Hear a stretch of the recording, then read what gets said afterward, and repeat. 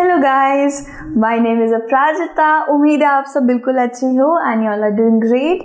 So welcome back to विद्यार्थी.in। And आप जानते हो हम लोग कर रहे थे आपका चैप्टर नंबर 6 जो है मैन्युफैक्चरिंग इंडस्ट्रीज, आपकी ज्योग्राफी की बुक से। एंड आज का जो टॉपिक होने वाला है वो है guys agro based industries. So basically agro based industry का सबसे पहले मतलब समझते हैं। कोई भी रॉ मटेरियल या कोई भी प्रकृति से आ रही चीज, ठीक है, कोई भी प्रकृति से आ रही चीज जैसे कि सिल्क, कॉटन, जूट, तेल, चीनी, कोई भी क्रॉप, ये सब प्रकृति से आता है ना, हम लोग एग्रीकल्चर में उगाते हैं। सो बेसिकली एग्रीकल्चर से आ रही सारे रॉ मटेरियल्स इस्तेमाल होके जब एक फिनिश्ड प्रोडक्ट बनने जाते हैं ना, सो कहाँ से जा रहे हैं? एग्रो बेस्ड इंडस्ट्री से जा रहे हैं। सो जितने भी एग्रीकल्चर आइटम होता है ना, सब इसी के अंदर फॉल करता है, agro based industry. So guys देखा जाए तो एग्रो बेस्ड इंडस्ट्री के अंदर सब आ जाता है, cotton, jute, silk, woollen textile, sugar, edible oil etcetera. सब कुछ खेती करने से आता है। तेल की खेती होती है गाइस, सरसों के बीज की, सोयाबीन की खेती होती है, फिर वो आगे जाके तेल निकाला जाता है उसमें से, ये आपका एग्रो बेस्ड में आ जाएगा। कॉटन की खेती होती है, ब्लैक सॉइल के अंदर कॉटन को उगाया जाता है, ये भी आपका एग्रो बेस्ड में आ गया। फिर ये आगे जाके क्या बनेगा? आगे जाके एक टी शर्ट बनेगी, कुर्ती बनेगी। वो जो बीज उगाए जाएंगे तेल के, वो आगे जाके किस इंडस्ट्री में जाएंगे? तेल निकालने वाली इंडस्ट्री में जाएंगे, ठीक है। फिर यहाँ से समझ लीजिए, यहाँ से जूट जा रहा है, जूट की खेती होके जा रही है। जूट की खेती होके कौन सी इंडस्ट्री में जाएगा? जहाँ पे जूट का बैग बनता है, जहाँ पे जूट की चीजें बनती है, जूट के थैले बनते हैं, उस इंडस्ट्री में जाएंगे। सो जो भी एग्रीकल्चर से सामान जाता है वो एग्रो बेस्ड इंडस्ट्री कहलाता है, ठीक है। सो गाइस देखा जाए तो इस इंडस्ट्री के अंदर सब कुछ एग्रीकल्चर से गए हुए रॉ मटेरियल होते हैं। सिल्क ले लीजिए, यू नो गाइस, सिल्क की रेयरिंग होती है, वो जो कीड़े होते हैं सिल्क वर्म्स, वो सिल्क बनाते हैं। चीनी हो गया, गन्ने से चीनी बनता है। तेल हो गया, ये सब एग्रीकल्चर से जा रहा है रॉ मटेरियल बनके, फिर आगे जाके इसके बहुत सारे बाय प्रोडक्ट बनेंगे। तो ये सब हो गया एग्रो बेस्ड इंडस्ट्री में फॉल करने वाली चीजें, ठीक है। अब यार यहाँ पे हम यही बात करने वाले हैं कि एग्रो बेस्ड इंडस्ट्री में क्या क्या जो अभी तक हमने पढ़ा है ना, सारा एग्जाम्पल, वही धीरे धीरे करके हम पढ़ेंगे। तो सबसे पहला आता है गाइस टेक्सटाइल इंडस्ट्री, यानी कि कपड़ा बनाने वाली इंडस्ट्री।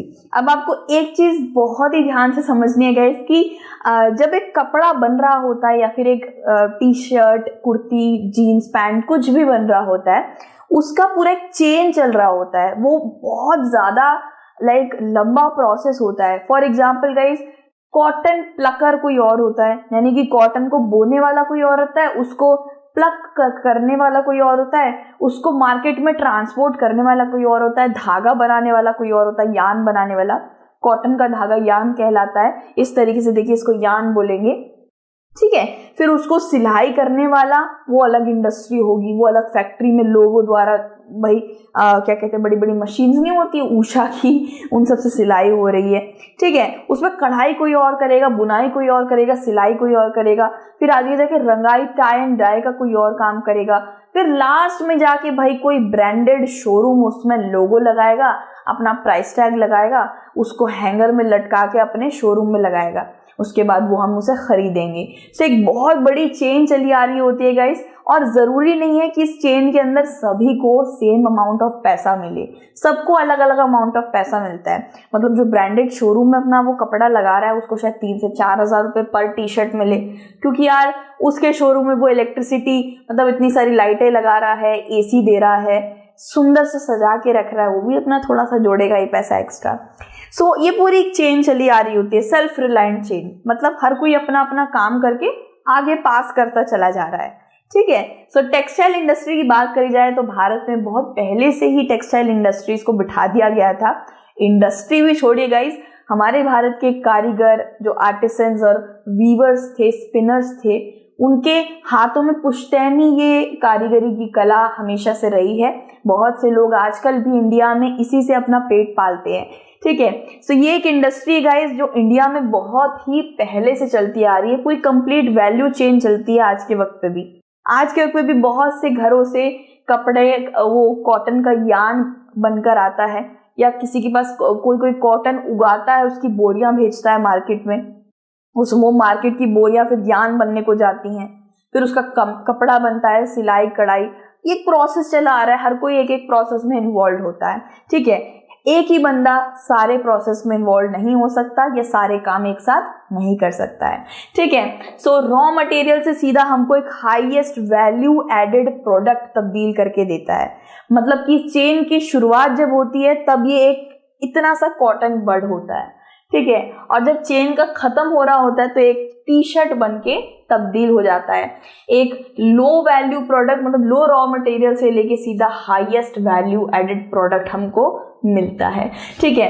फॉर एग्जांपल मैं आपको एक लकड़ी का हिस्सा दूं तो आप लकड़ी तो यार ऐसे रोड पे पड़ी मिल जाएगी आपको, लेकिन अगर इस तरीके का डाइनिंग टेबल या इस तरीके का फर्नीचर मिल जाए तो भाई 1 से 2 दिन में उठवा लिया जाएगा किसी के द्वारा, वो किसी घर में मिलेगा आपको, है ना।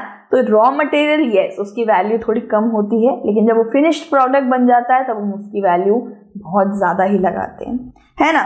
So it contributes to industrial production, employment generation and foreign exchange earning.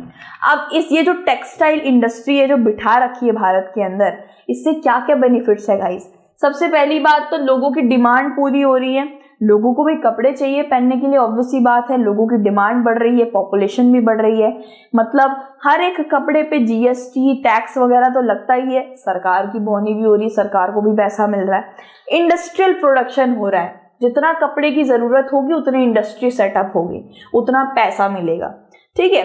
दूसरा क्या हो रहा है, एम्प्लॉयमेंट जनरेशन हो रही है, यानी कि देखिए आजकल के वक्त में हाँ ये जरूर कहूंगी कि मॉडर्निज्म आ गया है, टेक्नोलॉजी भरपूर मात्रा में मौजूद है, लेकिन ये कभी नहीं कहूंगी गाइस कि इतना ज्यादा मॉडर्निटी आ गई है कि इंसानी हाथों को ही हटा दिया जाए। इंसान हर जगह जरूरी है, इंसान इवन एक मशीन को ऑपरेट करने के लिए भी बिठाया जाता है। Not everything is done by a machine और अ टेक्नोलॉजी। सो गाइज हर जगह इंसान जरूर चाहिए होता है, तो यहाँ पे भी लेबर का तो I guess textile industry is the only one जहाँ पे इंसान सबसे ज्यादा मायने रखता है, ठीक है। यहाँ पे मशीन चलाने वाला भी इंसान है, बुनाई सिलाई टाई डाई हर जगह इंसान का हाथ चाहिए यहाँ पे। सो यस एम्प्लॉयमेंट जनरेशन तो हो रही है, लोगों को रोजगार मिलता है इससे, ठीक है। फिर फॉरेन एक्सचेंज अर्निंग मिल रही है। भारत का कॉटन बहुत सारी जगहों पे जाता है गाइस, यूएसए हो गया, जापान हो गया, बहुत से कंट्रीज में भारत का कॉटन जाता है, इंपोर्ट होता है एंड उसको फॉरेन एक्सचेंज अर्निंग्स मिलती हैं, ठीक है। सो अगर आप जानते नहीं है गाइस, आई गेस सबको थोड़ा हिस्ट्री वगैरह ये याद ही होगा कि किस तरीके से कॉटन भारत का बहुत मशहूर था, बहुत हाई क्वालिटी कॉटन का कपड़ा बनाया जाता था भारत के अंदर, और हमारे लोगों द्वारा बनाए हुए कॉटन के कपड़े तो वहाँ की रानी भी पहनती थी, इंग्लैंड की, ठीक है। सो कॉटन टेक्सटाइल अभी नहीं आया भारत में, बहुत पुराने वक्त से चला आ रहा है गाइस, ठीक है। बहुत पुराने वक्त से इंग्लैंड के लोग, ब्रिटिशर्स लोग हमारे टेक्सटाइल में बहुत ज़्यादा इंटरेस्टेड थे। सो पहले के वक्त पे कपड़े बनाए जाते थे, हैंडलूम्स पावरलूम्स बाद में आए हैं। हैंडलूम यानी कि हाथों से सूत काता जाता था, khadi was very pure and मशहूर, ओके। फिर ब्रिटिशर्स आए अपना पावरलूम लेके, यानी कि अब उनको 1 घंटे में कपड़ा नहीं चाहिए था, उनको 1 घंटे में 1500 से 1600 कपड़े चाहिए। उन्होंने जल्दी फास्ट पेस कपड़ा बनाने वाली मिल्स को और पावरलूम्स को इन्वेंट किया, ठीक है, जिससे एक ही बार में बहुत सारे कपड़े बन के तैयार होंगे। सो गाइज हाँ ये आप कह सकते हो कि इंडिया ने थोड़े सेटबैक ड्रॉबैक्स भी देखे हैं, क्योंकि इंडिया बनाता था कॉटन और जूट के कपड़े, लेकिन बाहर बनने लग गए थे सिंथेटिक फाइबर्स, यानी कि ऐसे फाइबर्स जो पेट्रोल से बनते हैं और जिनको बनाने में ज्यादा वक्त भी नहीं लगता, बड़ी जल्दी बन जाते हैं, ठीक है। और ये सिंथेटिक फाइबर्स में कौन कौन से आते हैं? लाइक्रा, रेयॉन, पॉलिएस्टर, नायलॉन, ये सब सिंथेटिक फाइबर्स हैं। अब लोगों को हाई ग्रेड क्वालिटी वाले कपड़ों में कोई दिलचस्पी नहीं थी, उनको चाहिए, डिमांड उनकी जल्दी है, जल्दी कपड़ा बना के दो, हमें टाइम नहीं, हमें वेट नहीं करना। ऑब्वियसली बात है, कोई वेट नहीं करना चाहता अपने माल के लिए, तो सिंथेटिक फाइबर में बहुत रुचि दिखा रहे थे बाकी लोग, और धीरे धीरे करके क्वालिटी, ये जो कॉटन की क्वालिटी थी इंडिया में, इसकी डिमांड कम होती चली गई। हाँ तो कंपटीशन थोड़ा सा मिला है कॉटन को, कंपटीशन किससे मिला है? सिंथेटिक फाइबर्स से मिला था, ठीक है। इंग्लैंड का कॉटन, इंग्लैंड का सामान अब ज्यादा बिकने लग गया था उस वक्त पे, ठीक है। सो गाइस देखा जाए तो इसका टोटली क्लोज लिंक है टेक्सटाइल इंडस्ट्री का सीधा एग्रीकल्चर से। कॉटन और जूट नहीं उगाएंगे तो कपड़ा कैसे सिलेंगे आप, है ना। तो एग्रीकल्चर में ही तो कॉटन उग रहा है, जूट भी एग्रीकल्चर में ही उग रहा है, ठीक है, तो क्लोज लिंक है सीधा, फार्मर्स से भी क्लोज लिंक है। कॉटन बोल Plucker and workers engaged, basically cotton बोल, इसको कॉटन बॉल या बोल भी कहते हैं, ठीक है। सो गाइज स्पिनिंग, वीविंग, ये देखिए वीविंग हो गया, साथ ही साथ ये क्या है, डाइंग हो गया, फिर रंगाई जिसको कहते हैं हम लोग, डिजाइन करना, देखिए पैकेजिंग करना, फिर टेलरिंग करना, यार बहुत सारे प्रोसेस होते हैं कपड़े को बनाने में, ठीक है। Supports many other industries such as chemical and dye, packaging material and engineering works. एक टेक्सटाइल इंडस्ट्री और भी बहुत सारी इंडस्ट्रीज को सपोर्ट करती है। मैंने जैसे आपको बताया, एक कपड़ा बनाने के लिए सिर्फ एक ही बंदा नहीं काम कर सकता, सारे वो सारे अलग अलग काम अलग अलग जगह पे होते हैं। तो केमिकल और डाई, रंगाई वगैरह का काम अलग इंडस्ट्री करती है, टेलरिंग का काम अलग इंडस्ट्री करती है, तो engineering work, storage, packaging, label लगाना, ब्रांड का नाम लगाना, वो अलग करती है, ठीक है। सो अब हम बात करेंगे क्या, जूट टेक्सटाइल की, another a very eco friendly, फिर से बोल रही हूँ, इको फ्रेंडली है बहुत ज्यादा, बायोडिग्रेडेबल है, बार बार इसलिए बोल रही हूँ क्योंकि इस्तेमाल करो यार, आपके घर में है या नहीं है, मेरे घर में है। मेरे घर में इसी के अंदर मम्मी सब्जी लेने जाती है, और मेरी बहन ने एक बहुत प्यारा सा प्रिंटेड बैग लिया है, उसको 200 रुपये का था, वो बहुत अच्छा है, ठीक है, बहुत सुंदर सा डिजाइन बना हुआ है। सो ये सब चीजें हम इस्तेमाल क्यों नहीं करते यार ज्यादा से ज्यादा। इंडिया बहुत बड़ा प्रोड्यूसर है, लार्जेस्ट प्रोड्यूसर है जूट का, after Bangladesh, yes, after Bangladesh, okay. तो बांग्लादेश पहला प्रोड्यूसर है जूट का गाइस। अगर बांग्लादेश हमसे अलग नहीं होता तो आज इंडिया का प्रोड्यूसर हम बैठे होते। वेल, कोलकाता के अंदर पहला मिल बिठाया गया था, फर्स्ट जूट मिल बिठाया था 1855 के अंदर रिशरा में, ठीक है। 1855 के अंदर पहला जूट मिल बैठ चुका था, ठीक है। सो गाइस, रॉ जूट और जूट गुड्स इंडिया में बहुत ज्यादा बनते हैं। Most of the mills are located in West Bengal. देखो मैंने बता दिया, कोलकाता में तो पहला बना था यार जूट मिल, तो वेस्ट बंगाल में ही होगा, हुगली रिवर के पास में, ठीक है। सो गाइस, जूट की बात करी जाए तो जूट अगेन बायोडिग्रेडेबल है बहुत ज्यादा, ये बहुत इको फ्रेंडली मटेरियल माना जाता है। इसकी डाइवर्सिफिकेशन करी गई थी, मतलब लोग इसे और खरीदें। ऐसे देखो, इसकी शक्ल देखो, बहुत बोरिंग सा आइटम लग रहा है सीरियसली, लेकिन इसकी और डाइवर्सिफिकेशन करी गई थी। इसके नए बैग्स बनाए जा रहे हैं, इसकी चिक्के पर्दे बनवाए जा रहे थे, इसके झोले बनवाए जा रहे थे, और आज के वक्त पे कट्टे जो होते हैं ना, जो बैगेज होते हैं जिसके अंदर आलू वगैरह भरा जाता है, कट्टे जिनको बोलते हैं, वो भी इसी से बने रहते हैं, रस्सियां बनाई जाती है। सो डाइवर्सिफिकेशन करेंगे तो जूट काफी बिकेगा, ठीक है। सो ये जूट हो गया, कॉटन हो गया, सिल्क हो गया, बहुत ही अच्छे फाइबर्स है गाइस। एक तो नेचुरली बनते हैं, ऊपर से आप इनको बायोडिग्रेडेबल कह सकते हो, आप इनको बहुत ज़्यादा इको फ्रेंडली कह सकते हो, इन्वायरमेंट के लिए सेफ कह सकते हो, स्किन के बॉडी के लिए सेफ कह सकते हो। वही बात है, इससे पेट्रोल भी बचेगा हमारा, क्योंकि सिंथेटिक फाइबर पेट्रोल से ही बनते हैं। आप एक फॉसिल फ्यूल बचा रहे हो उनको इस्तेमाल करके, ठीक है। सो वही बात है गाइस कि इसका इस्तेमाल बढ़ना चाहिए, बट सिंथेटिक फाइबर्स ने काफ़ी कंपटीशन दे दिया था इन सारे नेचुरल फाइबर्स को। अब हम बात करते हैं शुगर इंडस्ट्री की, ठीक है। तो India stands in second as world producer of sugar, लेकिन पहला प्रोड्यूसर है इंडिया गुड़ और खंडसरी बनाने के लिए। यस, गुड़ और खंडसरी, जो आज के वक्त पे आई गेस सबके घर में मिलेगा, गुड़ तो मिलेगा ही मिलेगा, बहुत ज़्यादा अच्छे बेनिफिट्स होते हैं इसके, लेकिन प्योर गुड़ नहीं मिलेगा, उसका नहीं पता यार, प्योर फॉर्म मिलेगा वो नहीं पता।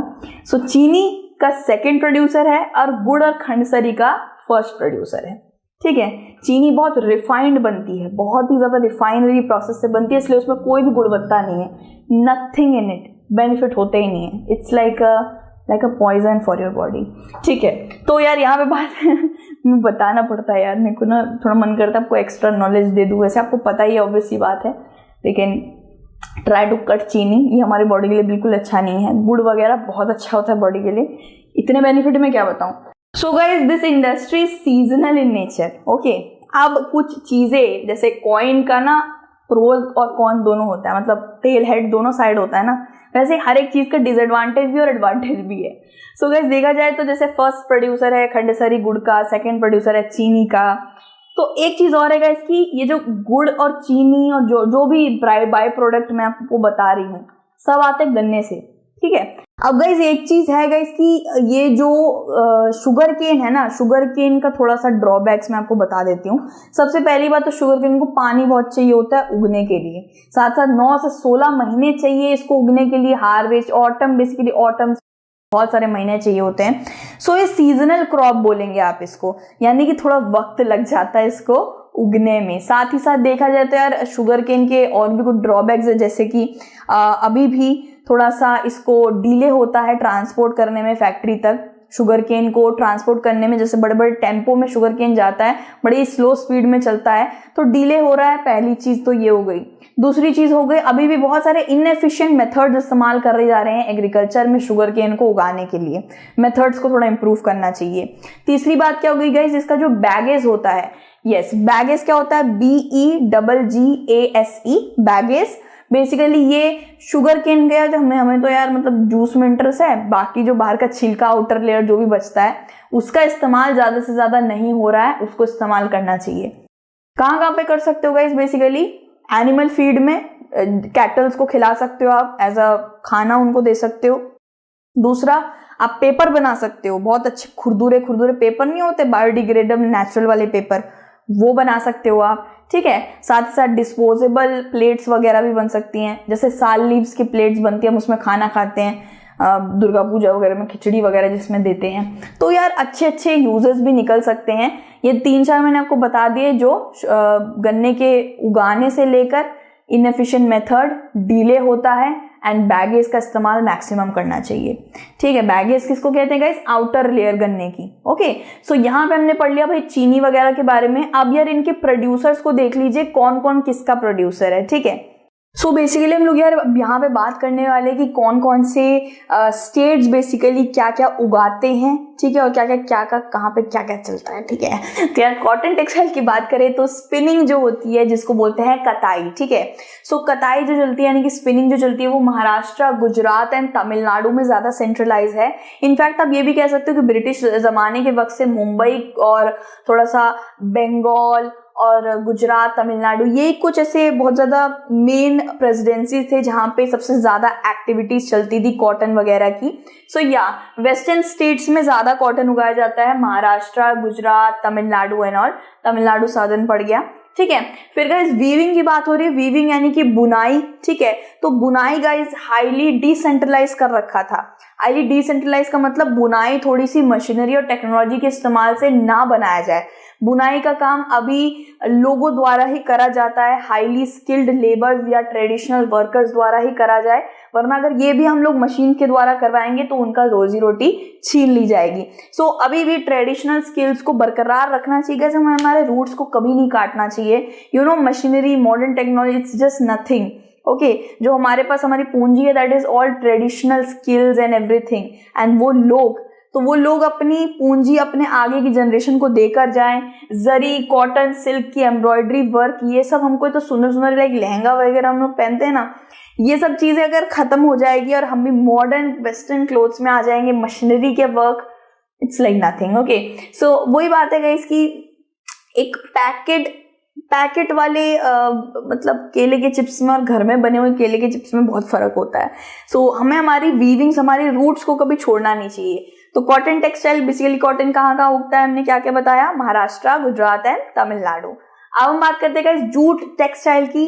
तो जूट टेक्सटाइल आपको मैंने पहले ही बता दिया था कि ज्यादा हम आई गेस फर्स्ट पोजीशन पे होते अगर बांग्लादेश हमसे अलग नहीं हुआ होता, बट स्टिल हम सेकंड पोजीशन पे है जूट को लेके।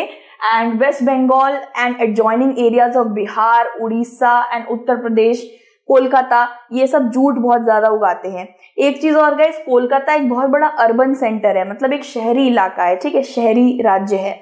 सो यहाँ पे बैंकिंग, इंश्योरेंस और ट्रांसपोर्टेशन, बहुत से चीजें इजी कर देती हैं जूट टेक्सटाइल के अंदर काम को, ठीक है। ट्रांसपोर्टेशन, जूट को उगाने के लिए पैसा चाहिए, okay, banks are there, loan देंगे, इंश्योरेंस हो जाएगा। सो कोलकाता इस चीज में हमें मदद करता है, ठीक है। साथ ही साथ और भी मेन मार्केट्स हैं, यस, इंडिया के बाहर भी हैं, जैसे यूएसए, कनाडा, घाना, सऊदी अरेबिया, यूके, ऑस्ट्रेलिया, ये कुछ मेन मार्केट्स है जहाँ पे जूट को थोड़ा सा दिया जाता है प्रेफरेंस, जूट यहाँ पे इस्तेमाल करा जाता है। एंड ये स्टेट्स जो हैं इंडिया से भी जूट लेते हैं। You can take a screenshot of it guys, ठीक है, आप इस तरीके से पढ़ लीजिएगा, बुक में ढूंढते कहाँ रहोगे यार, ठीक है। फिर शुगर इंडस्ट्री की बात करें गाइस, तो शुगर इंडस्ट्री उत्तर प्रदेश एक वक्त पे आई डोंट नो ईयर याद नहीं है, बट एक वक्त पे सबसे ज्यादा हाईएस्ट प्रोड्यूस करा था शुगर केन उत्तर प्रदेश ने। फिर Bihar, Maharashtra, Karnataka, Tamil Nadu, again guys western and southern states की बात हो रही है ज्यादातर, एंड नॉर्दर्न स्टेट में आ जाता है guys Punjab, Haryana, Madhya Pradesh central India में पड़ता है। सो गाइज इसकी बात करी जाए तो शुगर केन इंडिया में बहुत सारे अलग अलग रीजन्स में उगाया जाता है। साथ ही साथ ऐसा बोला गया था कि शुगर केन की ना शिफ्टिंग कर देंगे सिर्फ महाराष्ट्र के अंदर, मतलब वेस्टर्न इंडिया के अंदर। ऐसा इसलिए बोला गया था क्योंकि वेस्टर्न इंडिया में जो शुगर केन उगता है ना, उसका सुक्रोज कंटेंट बहुत ज्यादा होता है, मतलब बहुत मीठा उगता है। साथ ही साथ महाराष्ट्र में थोड़ा कूलिंग क्लाइमेट भी आता है बीच में, तो शुगर केन बहुत लंबा उगेगा, बहुत मतलब मोटा लंबा क्रशिंग सीजन होता है, उसमें शुगर केन की काफी अच्छी वृद्धि होगी। इसलिए शिफ्ट करने को भी बोल दिया था भाई सारी जगहों से महाराष्ट्र के अंदर। ओके, सो ये था शुगर इंडस्ट्री का, एंड हमने सारा का सारा कॉटन, जूट, शुगर सारा कर लिया है गैस, यस। तो यार यहाँ पे हमारा खत्म होता है agro based industry, and next जो टॉपिक आएगा that is mineral based industry. I guess mineral based के बारे में थोड़ा बहुत सबको पता है क्योंकि 5th चैप्टर मिनरल्स के ऊपर ही था, ठीक है। सर दूसरे टॉपिक पे हम लोग आपसे जल्दी मिलते हैं। टिल देन आप अपना ध्यान रखिए and God bless you everyone. जय हिंद, बाय बाय।